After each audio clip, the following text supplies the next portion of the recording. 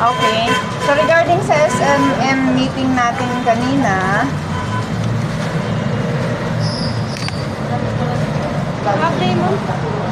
okay.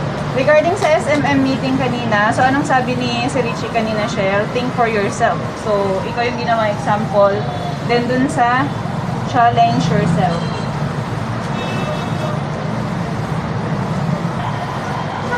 Ayun, sabi ni Sir Richie, challenge yourself. Although tama naman talaga yung message niya, since ayun din naman talaga yung ginagawa ko talaga, ma'am. So, relate ako doon kasi hindi ko kayo tinitignan as my competitor. Parang iniisip ko kasi talaga is kina-challenge ko lagi yung sarili ko. Hindi ako pwede yung sa pinpoint na ganito na hanggang dun lang ako. Kailangan ko, di ba, alam mo yan, pag mababa yung benta ko, parang disappointed ako. So, gusto ko, mas malamangan ko the next year. So, kina-challenge ko lagi talaga. Okay. So, si Sir Dan Caranto, hindi lang siya sa ads and promo. So, in charge na din siya to promote good relationship with buyers. So, tutulungan niya tayo dun sa mga data ng customers. Then, sa data management, sabi ni Sir RC, ayaw nang ulit-ulitin na i-receive yung parcel dispatch. So, every time na mag-in kayo, i-check nyo kung may dumating na item na nakaparcel sa pangalan nyo, automatic i-receive na natin. Okay, then yung mga posting na consumables posting weekly, so ako yung in charge nun. Okay, so tuloy-tuloy pa din yung RC meeting with stores. Weekly yun, gagawin ni Sir Richie. So, ang sabi ni Sir, equal lang customer lahat mag-join, katulad ng ginawa natin kahapon kasi close pa tayo. So, if merong customer, 2 to 3 persons lang yung mag-join or tatawagin lang kung halimbawa sino yung gustong kausapin ni Sir, halimbawa, regarding sa stock. So, dapat prepared kayo. Alam nyo kung ano mga item meron tayo dito, ano mga item yung mga wala tayo. Example, sa Stockman. So, hindi pwedeng walang alam kung ano yung meron at saan nakalagay yung mga stocks natin sa taas. Okay? Okay, sa sales naman, kailangan kabisado din natin daw yung mga category, sales category. Kasi sa pagdating sa sales demo na nagkakonduct ng head office, kailangan daw prepared tayong mga sales na mag-offer ng product.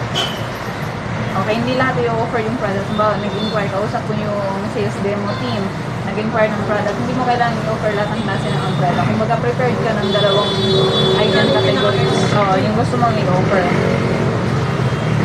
Then pagdating naman sa general cleaning weekly, ang gusto ni Sir, yung aftermath na ng cleaning. So, halimbawa, titignan kung nalinis ba itong selling area.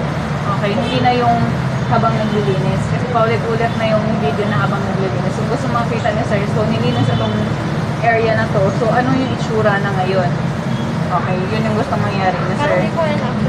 Yes. Then, yung sa mga heat press machine natin, so kailangan kong papalitan yung heat press, ay yung heating pad ng heat press natin kasi pangit na siya tignan. Then, lahat ng mga racks natin kailangan may label sa taas. So, naka-IR kasi yun kay Jerome, pero hindi si Jerome gagawa nun. Bibigyan kayo ng label ni Jerome, kayo magkakabit nun. Okay, start natin siya tomorrow. Then, meron tayong mga dumating na mga polymer items, mga cutlery, plates, bowls, mga drinkware. So, kailangan i-check natin yung mga items na dumating. Nasa website naman lahat to guys ha. Hindi pwedeng hindi alam na meron tayong mga ganong items. Then, sa Stockman naman, correct arrangement sa video. Papakita ko sa inyo mamaya kung ano yung proper ng labeling ng stock room.